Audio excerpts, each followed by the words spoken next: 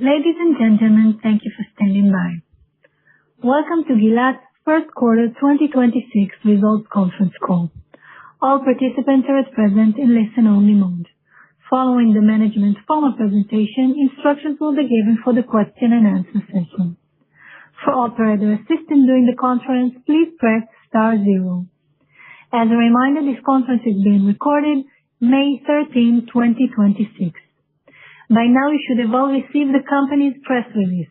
If you have not received it, please view it in the news section of the company's website, www.gilat.com. I would now like to hand over the call to Mr. Sanjay Harry of Alliance Advisors IR. Mr. Harry, would you like to begin, please?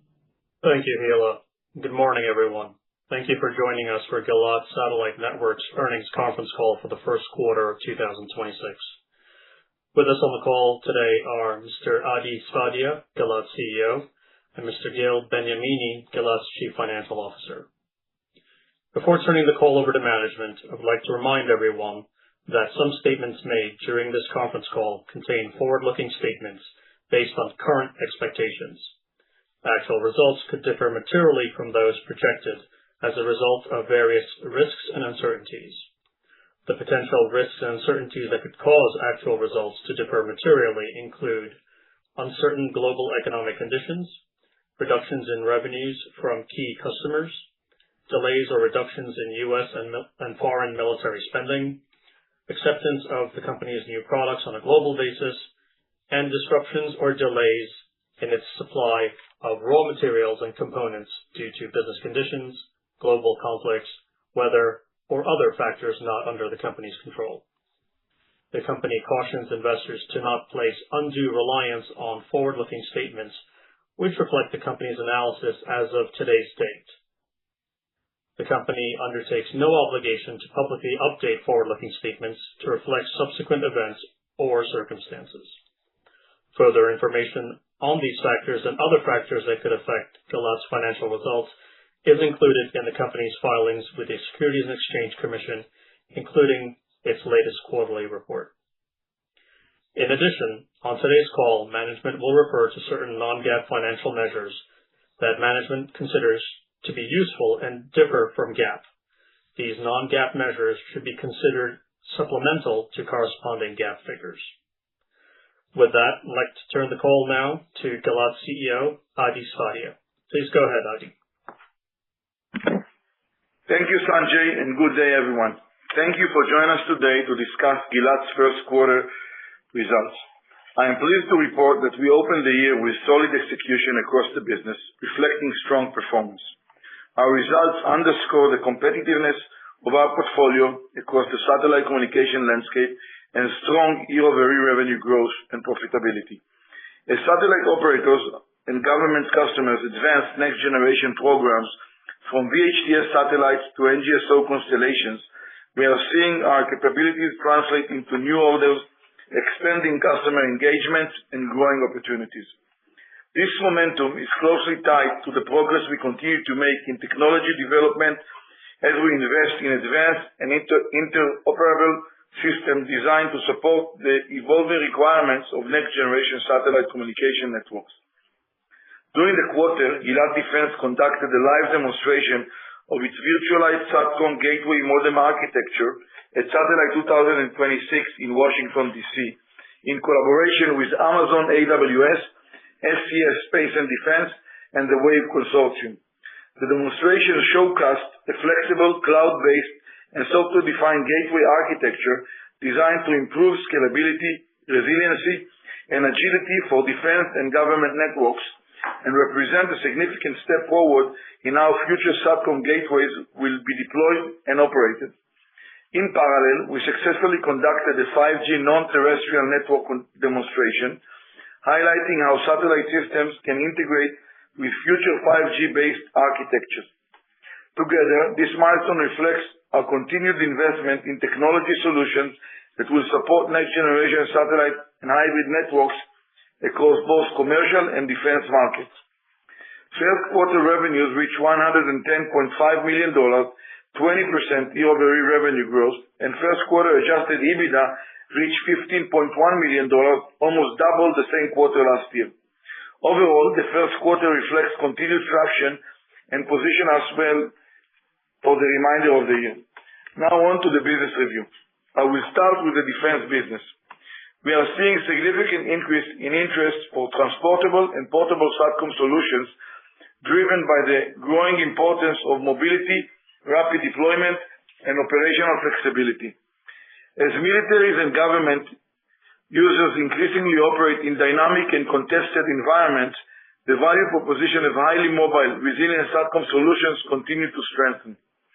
This demand translates into meaningful orders during the quarter. In February, we announced a $16 million order from a European Ministry of Defense for our DK transportable solutions, reinforcing our leadership in high-performance, rapidly deployed systems. These orders also reflect increased penetration into the European market, driven in part by the evolving geopolitical environment and higher defense readiness requirements across the region. In Israel, we continue to strengthen our relationship with the Ministry of Defense. During the quarter, we announced an order of $9 million, further expanding the deployment of our solution and reinforcing our long-term strategic partnerships. The order includes next-generation defense modems built for mission-critical operations to ensure reliable connectivity across a wide range of operational scenarios. During the quarter, we received an order for over $7 million for our new EndurStream solid-state power amplifiers to support the U.S. defense program. EndurStream delivers reliability and operational resilience required for mission-critical environments as defense customers transition away from legacy technologies. Also in the United States, we continue our long-standing support of the U.S. Army. During the quarter, we received an order of approximately $6 million for field and technical services, reflecting the continued reliance on Gilat Defense to support mission-critical SATCOM operations and ensure system availability in the field. Our defense pipeline remains strong, supported by sustained global demand and our continued investment in R&D, advanced system architectures, and customer engagement. Turning to our commercial business. In the first quarter, our commercial business continued to show solid performance, supported by ongoing customer engagement and steady execution across our programs. As satellite operators and service providers move forward with next-generation network, they are increasing focus on platforms that offer scalability, flexibility, and multi-orbit support for our mobility applications. Gilat remains well-positioned within this evolving landscape. In-flight connectivity remains one of our key growth engines. Demand for IFC continues to increase, driven by our airline expectations for consistent, high-performance connectivity, growing passenger usage, and the industry's transition towards NGSO and multi-orbit networks. This environment strongly aligns with Gilat technology roadmap and product portfolio. As of today, we have delivered approximately 750 Sidewinder ESA terminals, of which more than 570 are already installed and in service. During the quarter, Boeing and Gilat reached an important key in-cabin milestone to offer Sidewinder ESA terminal as a line-fit solution available to airlines and IFC service providers. Certification is on track and deliveries of the first units are expected in Q4 this year. In addition, we are starting a process to achieve a line-fit availability with Airbus. During the quarter, we announced $39 million in orders for our Sidewinder ESA terminal. These awards reinforce the market's confidence in its performance, low-profile design, and multi-orbit capability. We have also expanded our ESA portfolio with the ESR 2030, which is now commercially available. ESR 2030 is designed to support commercial and defense applications over the OneWeb LEO constellation, complementing our Sidewinder offering and broadening our addressable market. With growing interest in LEO services, we believe ESR 2030 positions us well to support new programs and as operators move from network deployment towards commercial service. We also received a multi-million-dollar order from a leading IFC integrator for solid-state power amplifiers to support connectivity solutions on commercial aviation aircrafts. Across the industry, operators are upgrading ground infrastructure to support a wider range of services across multiple orbits. SkyEdge 4 is built for this shift, providing a scalable software-defined platform that enables efficient management of complex multi-service satellite networks. A recent example is our strategic multi-million-dollar partnership with Nelco in India to deploy SkyEdge 4 in support of India's first Ka-band service deployment using the JSAT N2 HTS satellite. India represents an important growth market for Gilat and a central part of our expansion strategy in the Asia-Pacific region. The deployment will enable scalable, high-performance connectivity across multiple services, including IFC, cellular backhaul, and enterprise connectivity, delivering the performance and flexibility required for Ka deployments. Overall, the commercial pipeline remained healthy, supported by continued IFC demand alongside longer-term investments in advanced satellite networks architectures. Our Peru business continued to execute very well, with strong operational progress across our national connectivity programs. We expect to complete an upgrade project that were announced a few quarters ago ahead of schedule in the second quarter of 2026, demonstrating Gilat Peru's ability to deliver large-scale, complex infrastructure projects reliably and on time. These results strengthen our position as a trusted partner for national digital inclusion initiative and provide a solid foundation for continued activity in the region. We expect additional large RFPs and follow-on orders during the year. I am pleased to say that we continue to have a strong backlog and a healthy pipeline. Therefore, we feel comfortable reiterating our 2026 annual guidance. We expect 2026 revenues of between $500 and $520 million and adjusted EBITDA of between $61 to $66 million. Technology development remained a core pillar of our strategy across defense and commercial markets. During the quarter, we advanced software-defined system capabilities that enable more scalable and resilient satellite networks, while also continuing our work on integrating satellite networks with future 5G NTN frameworks. Together, these efforts support next-generation satellite systems serving defense, mobility, and commercial applications. Demand across our core markets continue to develop favorably, and our strategic focus on mobility, multi-orbit architectures, and next-generation systems is translating into tangible momentum across our business. Gilat Defense continues to see strong customer interest as defense and government organizations expand investment in mobile resilient SATCOM capabilities. We continue to see growing engagement across the United States, Europe, and Israel, supported by a robust pipeline and ongoing investment in advanced architectures that address evolving defense requirements. IFC remain one of our key growth engines, supported by increasing airline demand and continued adoption of ESA-based solutions. We continue to maintain a strong balance sheet and financial flexibility while remaining disciplined in our capital allocation. Mergers and acquisitions continue to be a key element of our defense and long-term growth strategy, with a focus on opportunities that complement our core technologies, strengthen our defense portfolio, and support sustainable value creation. Overall, we delivered a solid start to 2026, validating the strength of our diversified portfolio across our business. With growing backlog, a healthy pipeline, and a continued investment in technology leadership, Gilat is well positioned to sustain growth and create long-term value. And with that, I will hand over the call to Gil Benyamini, our CFO. Gil, please go ahead. Thank you, Adi. Good morning and good afternoon to everyone. Before I dive into the numbers, I would like to remind everyone that our financial results are presented on both GAAP and non-GAAP basis. I will now walk through our financial highlights for the first quarter of 2026.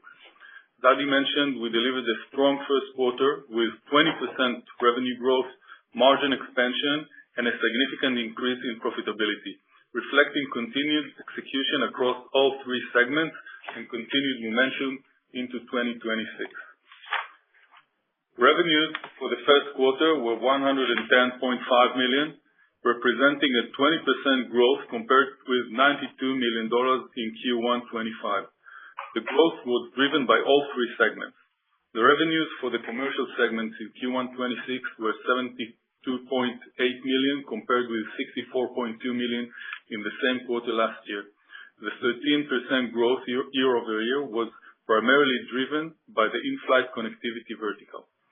Revenues for the defense segment in the first quarter of 2026 were $25.4 million, 10% higher than $23 million in the same quarter last year.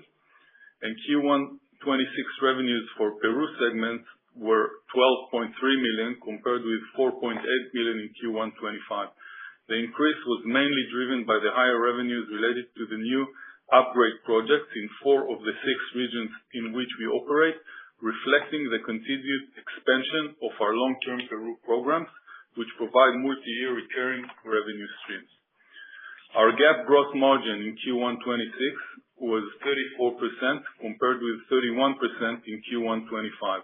The increase is primarily attributable to a favorable deal mix as well as better margins at Blue.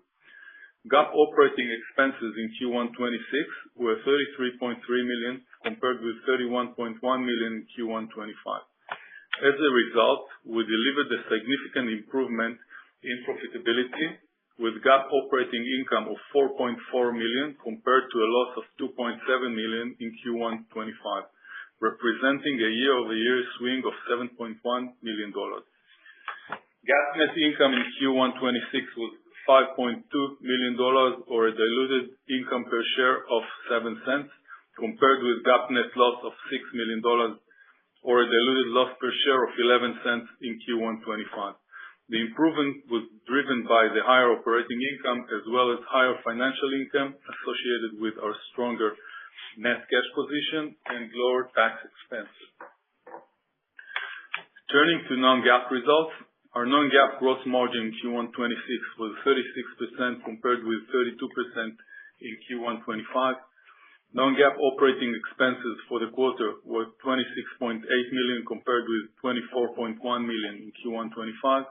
Non-GAAP operating income in Q1 2026 was $12.5 million compared with $5.2 million in Q1 2025. The non-GAAP net income in Q1 2026 was $13.6 million or a diluted income per share of $0.18 compared with net income of $1.8 million or income per share of $0.03 in Q1 2025. The adjusted EBITDA reached $15.1 million, nearly doubling year-over-year, reflecting strong operating leverage on higher revenues. Moving to our balance sheet and cash flow. Over the past several quarters, we significantly strengthened our balance sheet and liquidity positions. During the quarter, we used approximately $12.2 million in operating cash, primarily driven by working capital timing, while generating approximately $15 million over the trailing 12 months. We ended the quarter with strong liquidity position of $171 million, comprised of cash equivalents, restricted cash, and short-term deposits. DSOs were 112 days, excluding Peru construction activity, and remain within our expected range. During the quarter, we reached an agreement with the former shareholders of DataPath to satisfy the share link component of the earn-out associated with our 2023 acquisition of the company before the end of 2026. Under the original terms, this component called for Gilat to issue up to 3.1 million shares tied to DataPath's performance from 2024 through 2026. Under the agreement with the former shareholders of DataPath, we issued a total of 2.5 million shares in full satisfaction of the portion of the earn-out at an average price of $15.45 per share.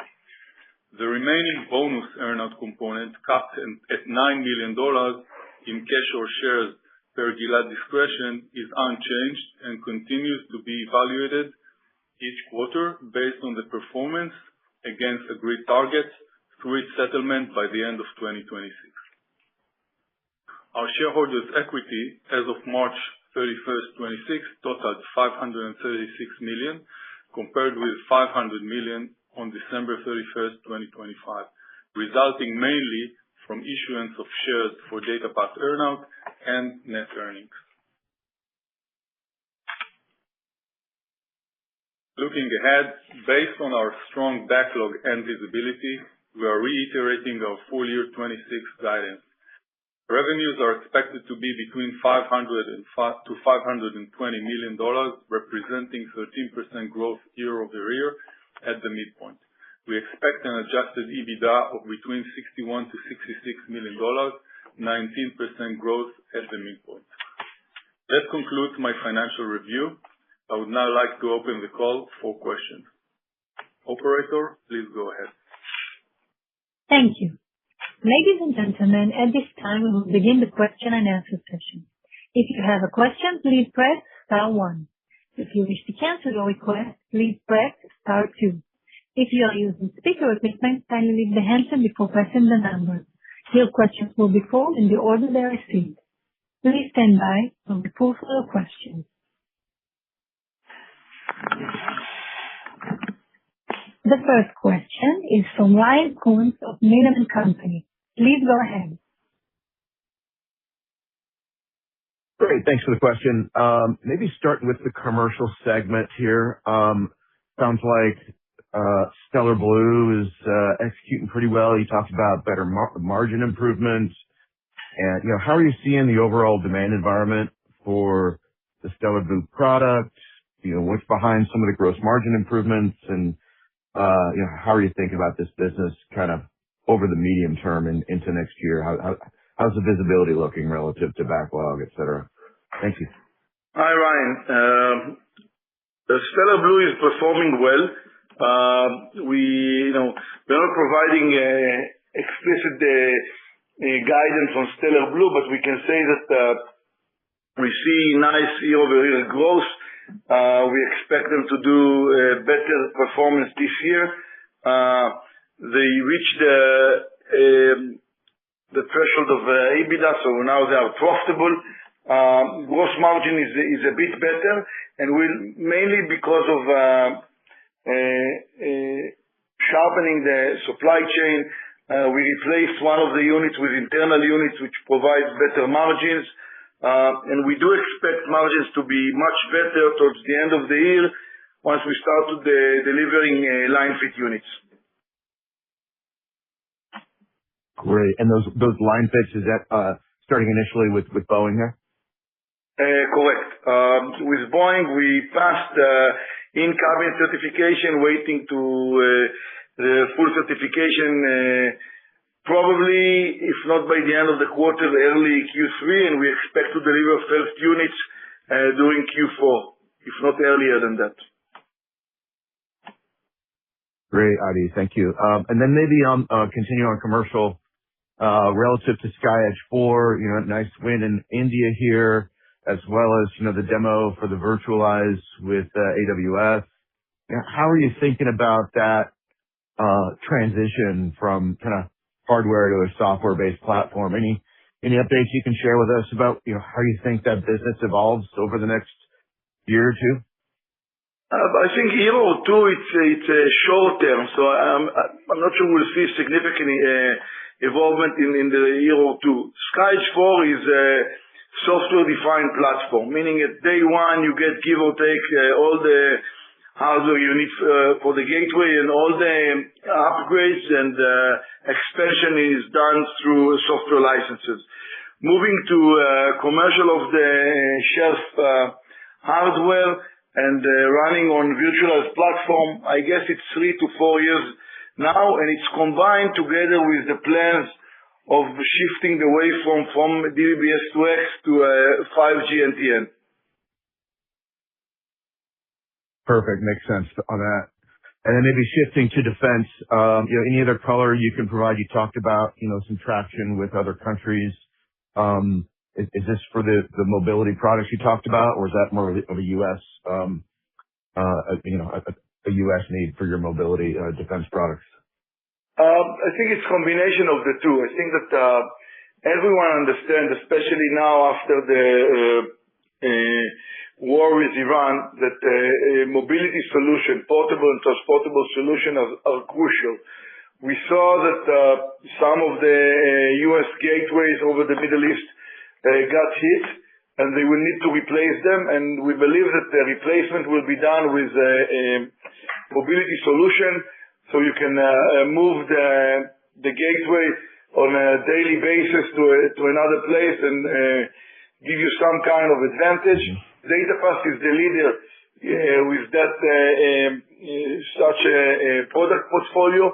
We're already starting to see significant order for our transportable solution, $16 million in Europe, which is also a very big market that is growing, and our presence over there is very important, and this penetration to a new MOD is crucial for our future growth.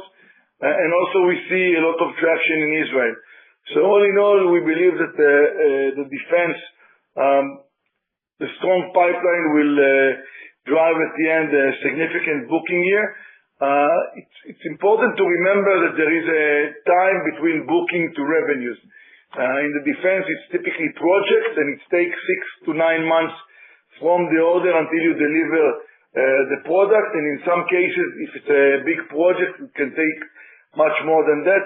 So we are very optimistic about our growth in defense in 26 and more in 27. Helpful, Adi. Thanks very much. Thank you, Ryan. The next question is from Chris Quilty of Quilty Analytics. Please go ahead. Thanks, Adi. Just to follow up, you were saying 6 to 9 months from booking to ship. Are you seeing any changes or any indications, here in the U.S. where the administration is really pushing hard on moving quickly? Do you see any possibility of that order to ship gap closing over time? It really depends on it's lead time and inventory. If we will understand that there is a big demand for quicker turnaround, we can do that. We do hold the inventory, but those units are highly expensive, and sometimes are made to build based on unique requirements. So it's not that easy, but definitely if with the negotiation with the customers, if we understand that, we have the ability to expedite. Great. And when you talk about the uptick in portable solutions, is it fair to assume that that's all coming out of the DataPath portfolio of products? The portable solutions are mainly from DataPath products, but we do see also very nice business to our modems solutions, and we do hope to be able to penetrate to the DoW and the U.S. Army with our modem, the SkyEdge 4 modems, and our highly resilient defense modem. Gotcha. And staying on defense, you mentioned demos with Amazon AWS and SES. I know on the Amazon side, you do some hardware into Amazon Leo, but what is the connection with Amazon AWS? The main idea is to run our gateway on AWS platform, and this is the demonstration that we showcased in satellite in DC, that we can do that. And of course, we need to tailor the solution based on AWS and customer requirements. But I think that the demo reflects our ability to cooperate with the AWS cloud. And is it fair to assume this is a virtualized platform? Correct. It's virtualized platform. We are running our gateway modem on the AWS platform, which connects to a standard modem at the end user side. Very good. I guess back on the traditional geo side of the business, it appears that both Airbus and California Space have now kind of gotten their act together with regard to the next gen software-defined satellites. I think the first ones are going up next year. So at what point do you start to see an uptake in equipment to support those systems? Typically, we are getting orders, give or take 6 to 12 months before the satellite launch. And the deployment really depend on the customer readiness to get the equipment and to deploy it in the gateways. We believe we will start getting a large part of those orders this year. I'm not sure we'll need to deliver everything this year, but some of it is factored within our guidance already. Great. Gil, the gross margins were nice in the quarter. Obviously, that was a little bit mixed and a little bit Stellar Blu. On the Stellar Blu side, it's profitable, but you were shooting for 10% EBITDA exiting, 25 didn't happen. Do you have a sense of where in 26 you expect to hit that milestone? So, as Adi mentioned, Stellar Blu is now fully integrated into Gilat with the operations team and R&D team and so on. I guess that if we would go back and measure it as a standalone company, it would be very close to that. But we don't do it anymore, so it's less relevant. But we definitely see this improvement a long time. Of course, with the line fit deliveries that, as Adi mentioned, expected to start at the last quarter of this year, it will also give another improvement to the gross margins and to the EBITDA margins of this activity. Chris, I think it's important to mention that we start investing in next generation ESA technology and terminals. So R&D expenses is shifting towards Stellar Blu, which is now part of Gilat antenna and terminal subdivision, and correlation and integration between the commercial business and Stellar Blu is tightening on a daily basis. Another positive news, I think, that Stellar Blu is starting to sell their solutions also to defense application. It's not big yet, but we do expect them to have more than $10 million business with defense this year. Oh, that's great. And I know you did have, in the original purchase agreement and earn-out agreement, some large strategic wins that were part of that. How is that stuff shaping up? Is it still on the horizon here? Maybe not on the time zone or timeline that you were targeting. Yeah.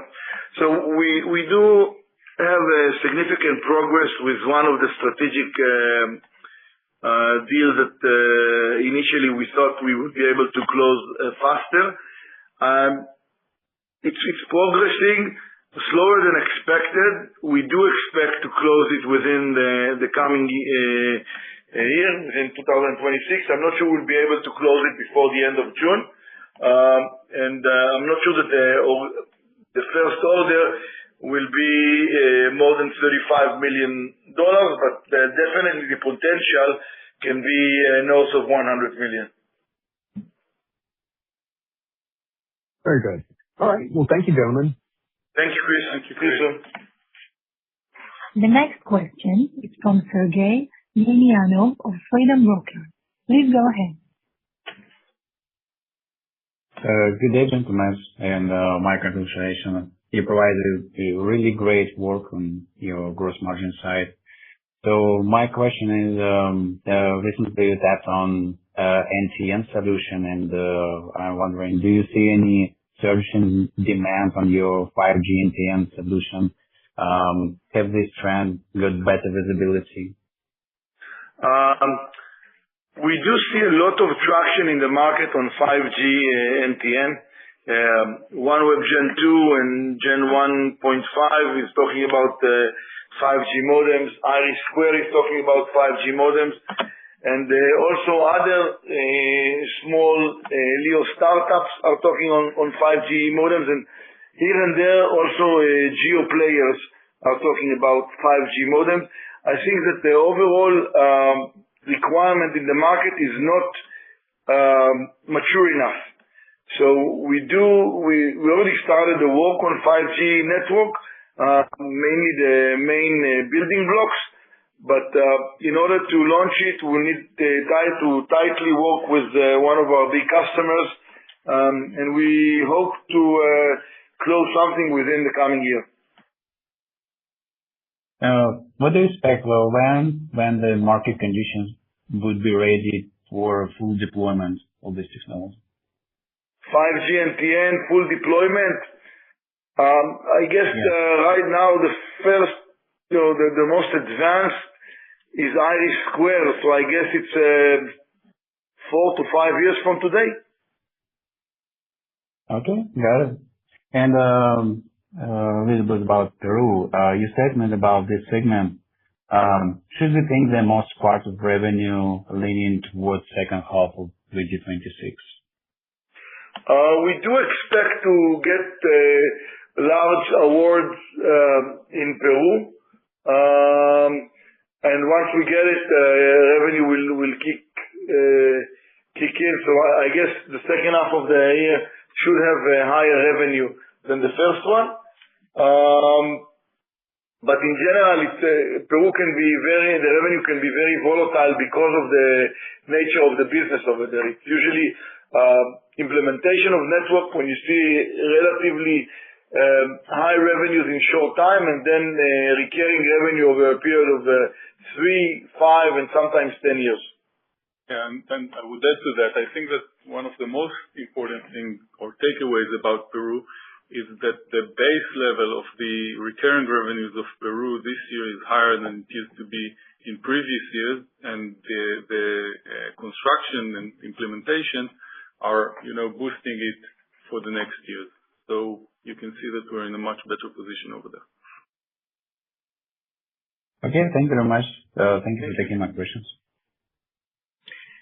The next question is from Louis Di Palma of William Blair. Please go ahead. Hi, Adi and Gil. I was wondering, what is the potential timing of the Airbus partnership with the Stellar Blu system? How long do you think that will take to materialize? Will it be similar to the timeline with Boeing? I think it will be slightly faster than the timeline with Boeing because we gained some knowledge, and some of the testing are equivalent, so we can use the qualification and test that we have done. Of course, the documentation is totally different, and we need to rewrite some of them. But the knowledge we gain through the Boeing process definitely give us a head start with Airbus. Do you have any sense for the timing? Should we be thinking 2027, 2028? What is your thoughts there? I would say that we expect to finish the certification process early 2027 and ship first unit second half of 2027. Great. And earlier in the call, did you mention that you should ship the first units to Boeing in the fourth quarter of this year? Correct. Great. And my second question, also relating to the Stellar Blu development, I think for the past year you've been working on like multi-beam technology, and it would also seem that like the broader in-flight connectivity industry is looking for multi-band technology, so a terminal that can communicate both in Ka-band and Ku-band. What is the progress for these initiatives, and how far away are we from having Stellar Blu multi-beam or multi-band? Thanks. So multi-beam is mainly dependent on chip availability and customer requirements. I think today with the LEO constellation, especially with Telesat in service, hopefully within the coming 18 months. KUKA antenna, KU and KA, that will do LEO, has high potential. We are already looking to introduce technologies either internally or with third party, cooperation with third parties. I think availability for such antenna is between 2 to 3 years, including development cycle and certification cycle. And I think it will be in line with the future service launch of the IFC service providers. Great. Excellent. Thanks, everyone. Thank you. If there are any additional questions, please press star 1. Please stand by while we pull for more questions.